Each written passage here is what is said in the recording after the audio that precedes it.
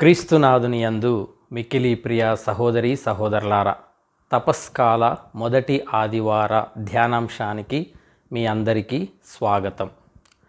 విభూది బుధవారం నాడు మన నొసట ధరించిన విభూదితో పశ్చాత్తాపభరితమైన తపస్కాల యాత్రను మనము ప్రారంభించాం.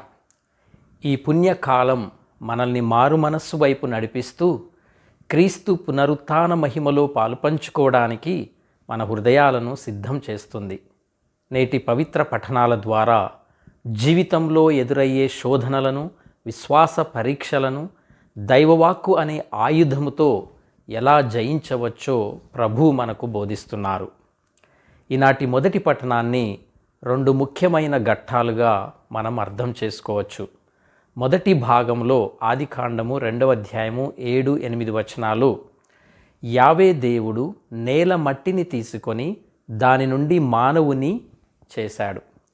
అతని ముక్కు రంధ్రములలో ప్రాణవాయువును ఊదారు. అప్పుడు మానవుడు జీవము గలవాడయ్యను. అంటే సృష్టి ఆరంభము నుండి మనము దేవునితో సంబంధమును కలిగి ఉన్నాము. ఆయన జీవమును కలిగి ఉన్నాము. మానవుడు కేవలము మట్టి కాదు, దేవుని ఊపిరితో, శ్వాసతో, పవిత్రాత్మతో జీవించే ప్రాణి. అలాగే దేవుడు మానవుని కొరకు ఏదెను తోటను సృష్టించారు. ఆ తోట నడుమ 2 చెట్లను ప్రత్యేక లక్షణాలతో దేవుడు రూపొందించారు. ఒకటి ప్రాణమిచ్చు చెట్టు. ఇది అమరత్వాన్ని అంటే జీవాన్ని ప్రసాదించే చెట్టు. ఈ చెట్టు పండ్లను తినవద్దని దేవుడు నిషేధించలేదు. అయినా ఆదాము అవ్వలు దాని ద్వారా అమరత్వము పొందలేదు. రెండవది మంచి చెడ్డల తెలివినిచ్చు చెట్టు. ఈ చెట్టు పండును తినవద్దని దేవుడు ఆదేశించినా వారు తినడంతో వినాశనకరమైన ఫలితాలను చవిచూశారు. దీని ఫలితమే ఈనాటి మొదటి పఠన 2వ భాగం. అదేమిటంటే మానవుని పతనం. 3వ అధ్యాయము 1వ వచనం నుండి 7వ వచనం వరకు.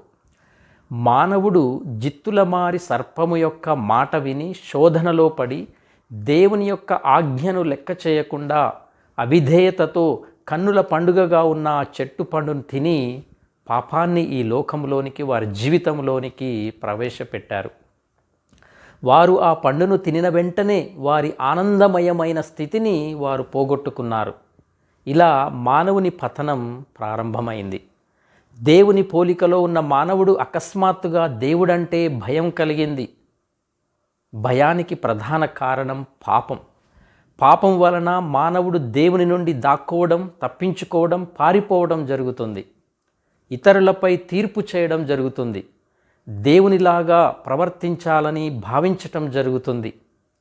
దేవుని ప్రణాళికకు, వాక్కుకు వ్యతిరేకంగా ఏమి చేసిననో మనకు వినాశనము తప్పదు అని ఈనాటి మొదటి పఠనము నుండి మనందరము కూడా గొప్ప పాఠాన్ని నేర్చుకోవాలి. ప్రియ సహోదరి సహోదరులారా, సైతాను యుద్ధతంత్రం నేటికి మారలేదు. ఆనాడు ఏదెను తోటలో సర్పంలా వచ్చినట్లే నేడు మన జీవితాల్లో కూడా వివిధ ప్రలోభాల రూపంలో వస్తుంది. మనల్ని దేవుని అనుసరణ నుండి తప్పించి మాయ చేయడమే, మభ్యపెట్టడమే, పతనము చేయడమే ఈ సైతానుని యొక్క సంకల్పం. సైతాను పన్నాగాలను గ్రహించి సైతాను నుండి మనల్ని మనము జాగ్రత్త పరుచుకోవాలి. ఆది తల్లిదండ్రులైన ఆదాము అవ్వలను సర్పరూపంలో ఉన్న సైతాను విషపూరితమైన తేనెలొలిక్కే తన మాటలతో మాయ చేసి, మభ్యపెట్టి, మోసగించి దేవుని నుండి దూరం చేశాడు. ఈ విధంగానే నేడు మనల్ని కూడా అనునిత్యము సైతాను దేవుని నుండి దూరము చేయటానికి పన్నాగాలు పన్నుతూ, మనల్ని మోసము చేస్తూ, దేవునికి దూరం చేస్తూనే ఉన్నాడు. ఆ ప్రలోభాలకు లొంగి మనం సైతాను అనుసరణలో జీవిస్తే నిత్య నరకాగ్నిలో కాలక తప్పదు. కనుక ప్రియ సహోదరి సహోదరులారా, దేవుడు దయామయుడు, కరుణామయుడు, ప్రేమ కలవాడు. మనము తప్పు చేసినప్పుడు ఆయన నుండి దాక్కోవడం కాదు, ఆయన పాదాల చెంతకు చేరి క్షమాపణను వేడుకోవాలి. మన స్వంత తెలివితేటలపై కాక దేవుని ప్రణాళికపై, ఆయన వాక్కుపై ఆధారపడినప్పుడు మనం వినాశనము నుండి తప్పించుకోగలం. ప్రియ సహోదరి సహోదరులారా, నేటి రెండవ పట్టణంలో పునీత పౌలు గారు మానవ పతనానికి క్రీస్తు ద్వారా లభించిన రక్షణకు మధ్య ఉన్నటువంటి వ్యత్యాసాన్ని అద్భుతంగా వివరిస్తున్నారు.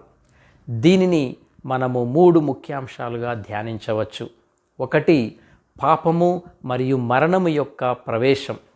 ఒక మనిషి ఆదాము చేసిన అవిధేయత వల్ల పాపము ఈ లోకంలో ప్రవేశించింది. ఆ పాపము ద్వారా మరణము సంభవించింది.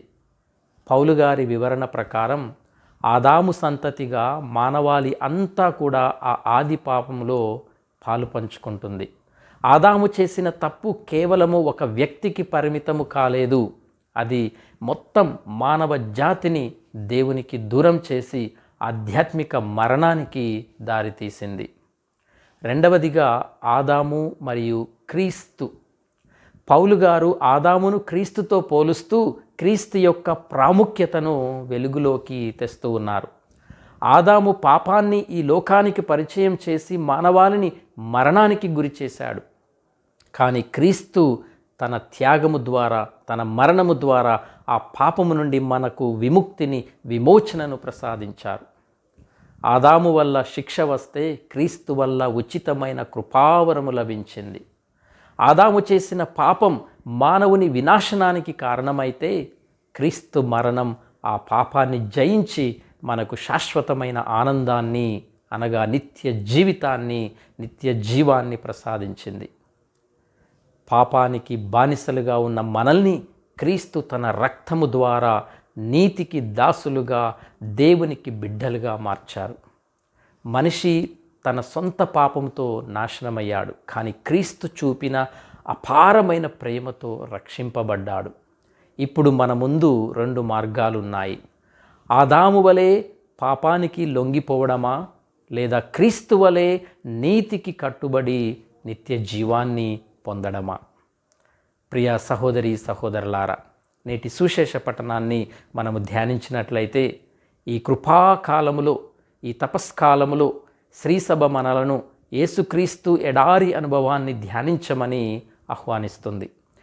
యేసు ప్రభువు పొందిన శోధనలను ఆనాడు ఎడారిలో ఇజ్రాయేలు ప్రజలు పొందిన పరీక్షలతో మనం పోల్చవచ్చు. పూర్వము ఇజ్రాయేలు ప్రజలు ఎడారిలో 40 సంవత్సరాలు ప్రయాణించి అనేక పరీక్షల్లో విఫలమయ్యారు. కానీ యేసుక్రీస్తు 40 రోజులు ఉపవాసం ఉండి, ఆకలితో ఉండి కూడా ప్రతి శోధనను ఆయన జయించి నూతన ఇజ్రాయేలుగా నిలిచారు. ఇజ్రాయేలు ప్రజలు చేయలేని దానిని యేసు చేసి చూపించారు. మన వలెనే అన్ని విధాలుగా శోధింపబడి పాపము చేయని వ్యక్తి మన ప్రధాన యాజకుడు యేసుక్రీస్తు అని హెబ్రీలకు రాసిన పత్రిక 4వ అధ్యాయము 15వ వచనంలో చదువుతూ ఉన్నాం. ప్రియ సహోదరి సహోదరులారా, యేసు ఎడారిలో 40 రోజులు ఉపవాస ప్రార్థనలో గడిపారు. 40 రోజుల తర్వాత ఎడారిలో సైతానుని ఎదుర్కొన్నారు. ఎడారి అంటే కేవలము ఇసుక తిన్నెలు కావు, అది ఆధ్యాత్మిక యుద్ధ భూమి. ఎడారి శోధనలకు అలాగే శాంతికి నిలయం. ఎడారిలో దాక్కోవడానికి చోటు ఉండదు, అంతా బహిరంగతగా ఉంటుంది. అంటే ప్రతీదీ మనలను ఆకర్షించేదిగా ఉంటుంది. మనలోని బలహీనతలు అక్కడ బయటపడతాయి. లోకంలో సైతాను అనేది వాస్తవము. శోధనలకు మూలం సైతాను, అనగా నిందితుడు, అపవాదు అని అర్థం. గ్రీకు బైబిలులో హీబ్రూ పదము నుండి సాతాను అని అనువదించబడింది, అనగా విరోధి, శత్రువు అని అర్థం. క్రీస్తు పూర్వము 200 సంవత్సరముల నుండి సాతాను అనగా చెడు అని ప్రత్యామ్నాయ అర్థము మారింది. నూతన నిబంధన కాలము కల్లా ఇది దయ్యము, దుష్టశక్తిగా అర్థం చేసుకోబడింది. ప్రియ సహోదరి సహోదరులారా, సైతాను మన వినాశనానికి శోధిస్తుంది. కానీ మనము అనేకసార్లు దేవుడు మనలను శోధిస్తున్నారని అనుకుంటాం, దేవుని నిందిస్తూ ఉంటాం. ప్రియ సహోదరి సహోదరులారా, వాస్తవం ఏమిటంటే దేవుడు ఎవరిని శోధింపరు అని యాకోబు పత్రిక 1వ అధ్యాయము 13వ వచనంలో స్పష్టంగా చూస్తూ ఉన్నాం. కానీ దేవుడు మనలను పరీక్షించే అవకాశము లేకపోలేదు. దేవుడు మనల్ని పరీక్షిస్తాడు. అయితే దేవుని పరీక్ష మన మేలుకై, మన మెరుగుదలకై, మన అభివృద్ధికై ఉంటుంది. సైతాను నిత్య మరణము అయిన తన రాజ్యంలో మనం ఉండాలని కోరుకుంటుంది. యేసు నిత్య జీవమైన తన రాజ్యంలో ఉండాలని కోరుకుంటాడు. అయితే ప్రియ సహోదరి సహోదరులారా, శోధనలు మనలో నుండి కూడా వస్తాయి. యాకోబు పత్రిక 1:14 ఇలా చదువుతున్నాం, తన దుష్ట వాంఛలచే తానే ఆకర్షింపబడి చిక్కుపడినప్పుడు మానవుడు శోధింపబడును అని. దుష్టవాంఛ నుండి పాపము నుండి మృత్యుకారకమగును అని యాకోబు పత్రిక 1:15 చదువుతున్నాం. యేసు సైతాను శోధనలన్నిటినీ కూడా జయించాడు. సైతానుకు లొంగలేదు.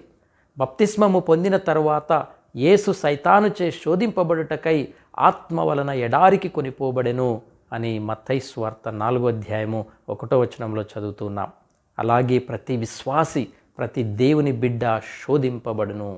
కుమారా, నీవు దేవుని సేవింపగొరదవేని పరీక్షకు సిద్ధముగా ఉండుము అని శిరాపుత్రుడైన యేసు జ్ఞాన గ్రంథం 2:1 చదువుతూ ఉన్నాం. ప్రియ సహోదరి సహోదరులారా, పాపాత్ముడు తన శోధనలను జయించుటకు కావలసినటువంటి శక్తిని యేసు వద్ద ఉన్నదని, ఎందుకంటే ఆయన శోధనలను విజయవంతముగా జయించారని మనం తెలుసుకోవాలి. ఎడారిలో యేసు శోధనల సమయములో పరలోక తండ్రి దేవుని చిత్తాన్ని ఎన్నుకోవటం ద్వారా దేవునిపై తన సంపూర్ణ విశ్వాసాన్ని, దేవునిపై తన సంపూర్ణ విధేయతను ప్రభు ప్రదర్శించారు. ఇక్కడ ముఖ్యంగా గమనించాల్సిన విషయం ఏమిటంటే, ఆదాము అన్ని సౌకర్యాలు ఉన్న ఏదెను తోటలో శోధింపబడి ఓడిపోయాడు. ఇక్కడ యేసు ఏమీ లేని ఎడారిలో ఆకలితో ఉండి కూడా విజయాన్ని సాధించారు. మన చుట్టూ ఉన్న పరిస్థితులు కాదు, మన లోపల ఉన్న దైవ వాక్యే మనల్ని గెలిపిస్తుందని మనము అర్థం చేసుకోవచ్చు.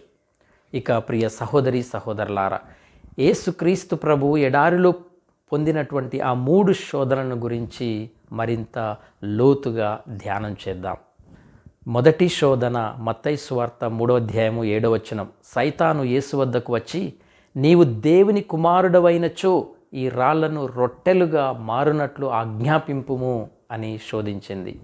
ఇది స్వప్రయోజనము కొరకు తన శక్తిని ఉపయోగించమని శోధన, అధికారమునకు శోధన. కానీ ప్రభు సైతానుతో, మానవుడు కేవలం రొట్టె వలననే జీవింపడు, కానీ దేవుని నోటి నుండి వచ్చు ప్రతి మాట వలన జీవించును అని సమాధానమిచ్చాడు. ఆత్మవరాలను స్వలాభము కొరకు కాక సంఘము కొరకు, అందరి మేలు కొరకై మనం ఉపయోగించాలి. యేసు ప్రభు యొక్క ప్రేషిత సేవలో 5 రొట్టెలను 2 చేపలను 5,000 మందికి పంచిపెట్టారు. యేసు తన ఆకలి తీర్చుకోవటానికి కాక ఇతరుల ఆకలి తీర్చటానికి ఆ గొప్ప అద్భుతాన్ని చేశారు. ఆనాడు ఎడారిలో ఉన్న ఇజ్రాయేలు ప్రజలకు ఇలాంటి పరీక్ష ఎదురైంది. వారు ఆకలి గొనినప్పుడు ఈజిప్టులో మాంసము భుజించుచు మేము ఎంతో సంతోషముగా ఉండేవారమని సనుగుకున్నారు. అప్పుడు యావే అద్భుత రీతిలో ఆకాశము నుండి మన్నాను, ఆహారమును కురిపించి తనకు అసాధ్యమైనది ఏదీ లేదని నిరూపించారు. ఇజ్రాయేలు ప్రజల వలె కాక యేసు ప్రభు 40 రోజులు ఉపవాసం ఉండి ఆకలిగొనినప్పుడు సనుగు కొనక దేవుని వాక్కును ఉపయోగించి ఆ శోధనను ఎదుర్కొన్నారు. ప్రియ సహోదరి సహోదరులారా, మనము కూడా మన దేహాన్ని కాపాడుకొనుటకు ఎన్నో ప్రయత్నాలు చేస్తూ ఉంటాం. కానీ ఈ కృపాకాలం మనకు గుర్తు చేసే విషయం ఏమిటంటే, దేహాన్ని మించినది ఆత్మ. ఆత్మని కూడా మనము పోషించాలి. పునీత అగస్తీను గారు అన్నట్లు, our hearts are restless till they rest in you. దేవా, మీ యందు విశ్రమించే వరకు మా హృదయాలకు శాంతి లేదు అని. మనం శరీరాన్ని కాపాడుకోవడానికి పడే తాపత్రయంలో ఆత్మను విస్మరిస్తున్నామా? ఈ తపస్కాలం మనకు గుర్తు చేసేది ఏమిటంటే, భౌతిక వస్తువుల కంటే దేవుడే మనకు ముఖ్యం. ఉపవాసము అంటే కేవలం ఆహారం మానటం కాదు, దేవునికి దగ్గరవ్వటం. ఇక ప్రియ సహోదరి సహోదరులారా, యేసు ఎడారిలో పొందిన 2వ శోధన. మొదటి శోధనలో విఫలమైన సైతాను ఈసారి యేసును పవిత్ర నగరమైన యెరూషలేములోని దేవాలయ శిఖరముపై నిలబెట్టింది. సైతాను చాలా తెలివైంది. యేసు ప్రభువు దేవుని యొక్క వాక్యముతో సమాధానం ఇస్తున్నారని గ్రహించి తానే స్వయంగా కీర్తనల గ్రంథం 91వ కీర్తన 11, 12 వచనాల నుండి వాక్యాన్ని ఉటంకించింది. నీవు దేవుని కుమారుడవైనచో క్రిందికి దుముకుము, నిన్ను గూర్చి దేవుడు తన దూతలకు ఆజ్ఞ ఇచ్చును, నీ పాదమైనను రాతికి తగలకుండా నిన్ను వారు తమ చేతులతో ఎత్తి పట్టుకొందురు అని శోధించింది. అంటే నీవు దేవుని కుమారుడవైతే నీకు ఏమి కాదు కదా, అద్భుతం చేసి అందరినీ ఆశ్చర్యపరచు అని శోధిస్తూ ఉంది. ప్రియ సహోదరి సహోదరులారా, ఇది ఆధ్యాత్మిక గర్వానికి, లోక ప్రతిష్టకు సంబంధించినటువంటి శోధన. నేడు జనాదరణ కోసం, సంపాదన కోసం శోధన. కానీ యేసు ప్రభువైన నీ దేవుని నీవు శోధింపరాదు అని సాతానుకు సమాధానమిచ్చారు. దేవుని వాగ్దానాలను మన అహంకారము కోసము లేదా అనవసరమైన ప్రదర్శన కోసము పరీక్షించటము తప్పని యేసు ప్రభువు ఈ విధంగా మనందరికీ కూడా నిరూపిస్తున్నారు. మన అవసరాల్లో దేవుడు ఆదుకుంటారని నమ్మడం విశ్వాసం, కానీ కావాలని ప్రమాదంలోకి దూకి దేవుడు కాపాడాలని కోరడం దేవుణ్ణి శోధించటం అవుతుంది. ప్రియ సహోదరి సహోదరులారా, ఇజ్రాయేల్ ప్రజలు ఎడారిలో దేవుని ఓపికను పరీక్షించారు. మోషే పర్వతం మీద ఉన్నప్పుడు దేవునిపై విశ్వాసము లేక బంగారు దూడను చేసుకొని దాన్ని ఆరాధించారు. వారు దేవుని మహిమను చూడటమే తప్ప దేవుని చిత్తానికి లోబడలేదు. కానీ ఇక్కడ యేసు తన శక్తిని ప్రదర్శించి జనాదరణ పొందాలని ఎప్పుడు కూడా అనుకోలేదు. కేవలం తండ్రి దేవుని చిత్తానికి విధేయుడై ఉండటమే గొప్ప మహిమ అని చాటి చెప్పారు. ప్రియ సహోదరి సహోదరులారా, నేటి కాలంలో మనము కూడా అద్భుతాల కోసం, జనాదరణ కోసం, మనుషుల మెప్పు కోసం దేవుని వాడుకోవాలని చూస్తూ ఉంటాం. నేను ఇంత భక్తిగా ఉన్నాను కదా, దేవుడు నాకు ఇది చేయాలి అని దేవునికే నిబంధనలు విధిస్తూ ఉంటాం. ప్రార్థనలో, ఆరాధనలో దేవునికి మనము ప్రధాన స్థానం ఇవ్వాలి, మొదటి స్థానాన్ని ఇవ్వాలి. మన కోరికలు నెరవేర్చుకోవటానికి దేవుని వాడుకోవటం కాదు, దేవుని చిత్తం నెరవేర్చటానికి మనల్ని మనం ఆ దేవునికి సమర్పించుకోవాలి. ఇక ప్రియ సహోదరి సహోదరులారా, యేసుక్రీస్తు ప్రభు ఎడారిలో పొందినటువంటి 3వ శోధన. చివరగా సైతాను యేసును ఒక ఎత్తైన పర్వతం మీదికి తీసుకువెళ్ళి లోకరాజ్యాలన్నింటినీ, వాటి వైభవాన్ని చూపించింది. నీవు సాష్టాంగపడి నన్ను ఆరాధించిన ఎడల నీకు ఈ సమస్తమును ఇచ్చేదను అని ప్రభువుకు ఆశ చూపించింది. ఇది సంపద, ఐశ్వర్యం కొరకు శోధన. యేసు ఈ లోకానికి రాజుగా వచ్చారు, కానీ ఆయన సింహాసనం సిలువ ద్వారా రావాలి. సైతాను ఇక్కడ ఒక సులభమైన మార్గాన్ని చూపిస్తోంది. ఏమిటంటే, కష్టపడనక్కరలేదు, సిలువ వేయించుకోనక్కరలేదు, శ్రమలను అనుభవించిన అవసరం లేదు, వేదనలు పొందాల్సిన అవసరం లేదు, కేవలము నాకు మొక్కితే చాలు, నన్ను ఆరాధిస్తే చాలు, ఈ లోకమంతా నీదే అని సైతాను ప్రభువును ప్రలోభ పెడుతూ ఉంది. ప్రియ సహోదరి సహోదరులారా, మన జీవితంలో కూడా తప్పుడు మార్గాల్లో విజయాన్ని, సంపదను సంపాదించుకోమని సైతాను ఎప్పుడు కూడా శోధిస్తూ ఉంటుంది. మనం ఇతరులకు సేవ చేసే బదులుగా ఇతరులు మనకు సేవ చేయాలి అనే శోధనలో పడిపోతూ ఉంటాం. అందుకు యేసు అత్యంత గంభీరంగా, సైతాను పొమ్ము, ప్రభువైన నీ దేవుని ఆరాధింపుము, ఆయనను మాత్రమే నీవు సేవింపుము అని ఆ సైతానుని గద్దిస్తూ ఆజ్ఞాపించారు. ప్రియ సహోదరి సహోదరులారా, సృష్టికర్తను వదిలి సృష్టిని కానీ, సృష్టిని పాలించే దుష్టశక్తులను కానీ ఆరాధించటం మహాపాపం అని దీని ద్వారా ప్రభు మనకు స్పష్టం చేస్తూ ఉన్నారు. యేసు ప్రభు ఏ విధంగానైతే ఆ తండ్రి దేవుని పట్ల తనకున్న సంపూర్ణ నమ్మకాన్ని చాటి చెప్పారో, మనం కూడా మన జీవితంలో దేవునికి విధేయిస్తూ దేవుని పట్ల నమ్మకంగా మనం జీవించాలి. ఎడారిలో ఇజ్రాయేలులు మన్నా పొందిన తర్వాత కూడా తృప్తి చెందక నీటి కోసం సనుగుతూ అసలు దేవుడు మన మధ్యలో ఉన్నాడా లేదా అని సందేహించారు.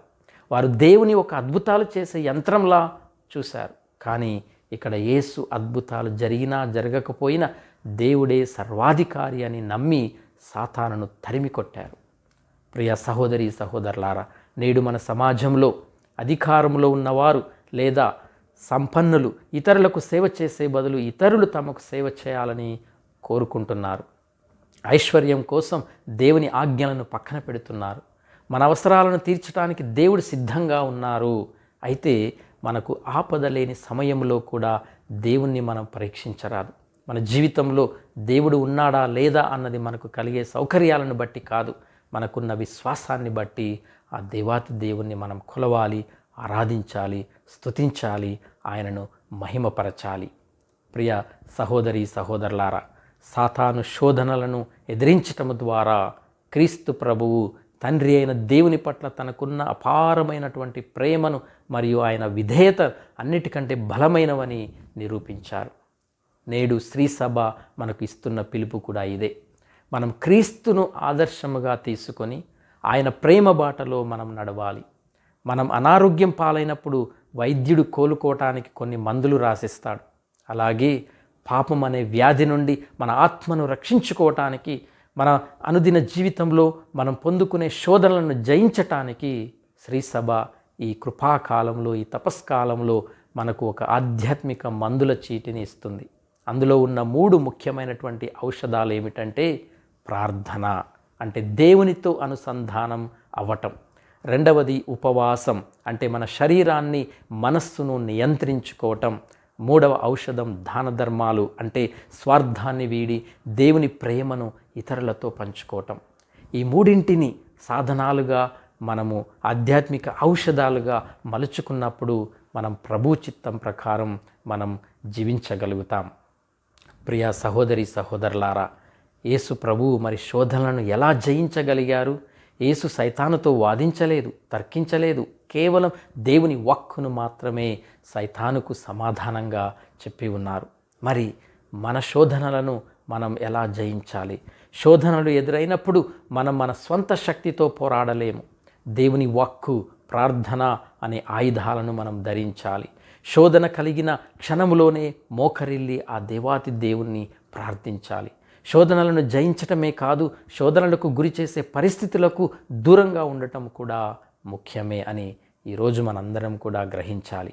పాపానికి దారితీసే వ్యక్తులు, స్థలాలు లేదా వస్తువుల పట్ల మనం చాలా జాగ్రత్తగా ఉండాలి. నిప్పుకు దూరంగా ఉంటేనే మనం కాలిపోకుండా ఉంటాం.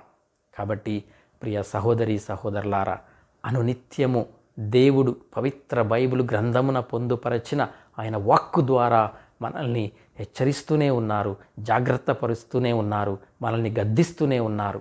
కాబట్టి మనము జాగరూకులమై జీవించమని, సైతాను మాయలకు మోసపోవద్దని, శోధనలు ఎదురైనప్పుడు ప్రార్థించమని, నీతిమంతమైనటువంటి జీవితమును జీవించమని, పాపమునకు లొంగిపోవద్దని బైబిలు ద్వారా ప్రభు మనకు నిత్యము అనునిత్యము తెలియపరుస్తూనే ఉన్నారు. మన జీవితంలో శోధనలు ఎక్కువ అవుతున్నాయంటే మనం దేవునికి మరింత సమీపంగా ఉన్నామని అర్థం చేసుకోవాలి. ఎందుకంటే సైతాను దేవుని బిడ్డలను పడగొట్టడానికి ఎక్కువగా ప్రయత్నం చేస్తూ ఉంటాడు. కనుక శోధనలు వచ్చినప్పుడు భయపడి దేవునికి దూరం కాకూడదు. అవి మనల్ని దేవునికి ఇంకా దగ్గరగా చేసే మెట్లుగా భావించాలి. ప్రతి శోధనను ఒక మెట్టుగా భావించి వాటిని జయిస్తూ మనము దేవుని దరికి చేరుకోవాలి. సైతానును గెలవనివ్వక దేవుని మార్గంలో మనం స్థిరంగా నిలబడాలి. ప్రియ సహోదరి సహోదరులారా, ఆనాడు ఆదాము అవ్వలు ఎలాగైతే సైతాను మాయ మాటలకు మోసపోయారో, నేడు మనము కూడా ప్రతిక్షణం అదే ప్రమాదంలో ఉంటూ ఉన్నాం. లోకపు ఆకర్షణలు, క్షణికావేశాలు మనల్ని దేవునికి ద్రోహం చేసేలా చేస్తూ ఉన్నాయి. ఆదాము అవ్వల పతనాన్ని ఒక హెచ్చరికగా తీసుకొని మన జీవితాల్లోని సైతాను కుట్రలను కనిపెట్టి వాటిని దూరం చేద్దాం. ప్రియ సహోదరి సహోదరులారా, ఆలోచించండి. సాక్షాత్తు దైవ కుమారుడైన యేసుక్రీస్తు వారే శోధనలకు గురయ్యారు. పరిశుద్ధుడైన ప్రభువుకే శోధనలు తప్పనప్పుడు సామాన్యులమైన మనం మరి ఎంత జాగ్రత్తగా ఉండాలి. మనం ఈ క్షణమే మేల్కొందాం. మన స్వశక్తితో కాదు, దేవుని సంరక్షణలో ఆయన వాక్కు అండతో సైతాను జిత్తులను మనందరం కూడా తిప్పికొడదాం. సైతాను మాయలో పడకుండా ఉండాలంటే మనకు మన సొంత శక్తి సరిపోదు. మనకు తోడుగా నీడగా ఉండి నడిపించే పరిశుద్ధాత్మ దేవుని సహాయము తప్పనిసరి. మనం పరిశుద్ధాత్మ నడిపింపులో జీవిస్తున్నప్పుడు సైతాను వేసే ఏ పన్నాగమైనా పటాపంచలైపోతుంది. అప్పుడే మనం దేవునిని ఆనందింపచేసే బిడ్డలుగా ఈ లోకంలో జీవించగలం. కాబట్టి శోధన ఎదురైనప్పుడు మనం ధైర్యంగా సైతాను కళ్ళలోకి చూసి ఇలా చెప్పాలి, నేను దేవుని కుమారుడను, నేను దేవుని కుమార్తెను, నీ మాయలు నీ జిత్తులు నా దగ్గర సాగవు, నేను నీ ప్రలోభాలకు లొంగను అని నిత్యము ప్రార్థనలో మనము ప్రకటించాలి. ప్రియ సహోదరి సహోదరులారా, మన గుర్తింపును మనము గుర్తుంచుకున్నప్పుడు సైతాను మనల్ని ఏ విధముగానూ తాకలేదు. ప్రియ సహోదరి సహోదరులారా, దైవ కుమారుడైన యేసు ప్రభువుని దేవాలయ శిఖరంపై నిలిపి క్రిందికి దుముకుము అని సవాలు విసిరిన సైతాను మనకు కూడా ఎన్నో సవాళ్ళు విసురుతూ ఉంటుంది. ఈ ఒక్క అబద్ధం చెబితే తప్పేమిటి, ఈ చిన్న పాపం చేస్తే ఎవరికి తెలుస్తుంది అని మనల్ని ప్రలోభ పెడుతూ ఉంటుంది. ఇలాంటి సమయంలో మనము చితికిపోకుండా, పాపంలో పడిపోకుండా ఉండటానికి దేవుని వాక్యమే మనల్ని సంసిద్ధపరుస్తుంది. కాబట్టి ప్రియ సహోదరి సహోదరులారా, శోధన అనేది ఒక రోజుతో పోయేది కాదు. అది మన జీవితంలో ప్రతిరోజు ప్రతి క్షణము ఎదురవుతూనే ఉంటుంది. ఆ నీతిమంతుడైన క్రీస్తే శోధనను ఎదిరించినప్పుడు మనము కూడా పరిశుద్ధాత్మ సహాయముతో ఆ శోధనలో చిక్కుకోకుండా మనం ఉండటానికి ప్రయత్నం చేయాలి. దేవుని సాన్నిధ్యములో ఆయనకు ఇష్టమైన అనుసరణలో జీవించటానికి మనందరం కూడా కృత నిశ్చయముతో కృషి చేయాలి. శోధనలు జయించాలంటే యేసులో మనం సంగమమై జీవించాలి. దానికి మనం చేయవలసిన 3 పుణ్యక్రియలు: ఉపవాసము, దాన ధర్మాలు, ముఖ్యముగా ప్రార్థన. నిజమైన ఉపవాసం చెడు మాటలు మాట్లాడకుండా ఉండటం, అనవసరమైన అపవిత్రమైన దృశ్యాలు చూడకుండా ఉండటం, కోపం, అసూయ, పగ వంటి వాటిని వదిలివేయటం. దాన ధర్మం అంటే మనకు మిగిలినది ఇతరులకు ఇవ్వటం కాదు, మనకు అవసరమైన దానిలో నుండి ఎదుటివారికి సహాయం చేయటం. ఒక వేటగాడు పక్షిని పట్టుకోవడానికి ధాన్యం గింజలు వేస్తాడు. ఆ గింజలు పక్షి ఆకలిని తీర్చటానికి కాదు, దానిని బంధించటానికి. సైతాను ఇచ్చే శోధనలు కూడా అలాగే గింజలలాగా ఆకర్షణీయంగా ఉంటాయి, కానీ వాటి వెనక వల అంటే పాపము, మరణం ఉంటుంది. యేసు ఆ వలను గుర్తించి తప్పించుకున్నారు, మనల్ని కూడా హెచ్చరిస్తూ ఉన్నారు. ప్రియ సహోదరి సహోదరులారా, ఈ తపస్కాలంలో దేవుని వాగ్దానాలను ఆలకించి పాప మరణాల నుండి క్రీస్తు మనకు ప్రసాదించిన స్వతంత్రాన్ని మనము కొనియాడుదాం. సాతాను ప్రలోభాలను కనిపెట్టి క్రీస్తు వలె గద్దిద్దాం. పో సైతాను, నేను దేవుని బిడ్డను, నీ అనుసరణలో నేను జీవించను అని ధైర్యంగా చెబుదాం. యేసు నామములో దుష్టశక్తులను మన జీవితాల నుండి తరిమివేద్దాం. ఆ విధంగా జీవించటానికి కావలసిన పరిశుద్ధాత్మ నడిపింపును మనందరికీ దయచేయమని ఆ దేవాతి దేవుణ్ణి వేడుకుందాం. ప్రియ సహోదరి సహోదరులారా, ఇలాంటి ఇంకా మంచి మంచి ఆధ్యాత్మిక ప్రసంగాల కొరకు నా ఛానల్ను దయచేసి సబ్స్క్రైబ్ చేయండి, లైక్ చేయండి మరియు ఇతరులకు షేర్ చేయండి. దేవుడు మీ అందరినీ దీవించునుగాక. ఆమేన్.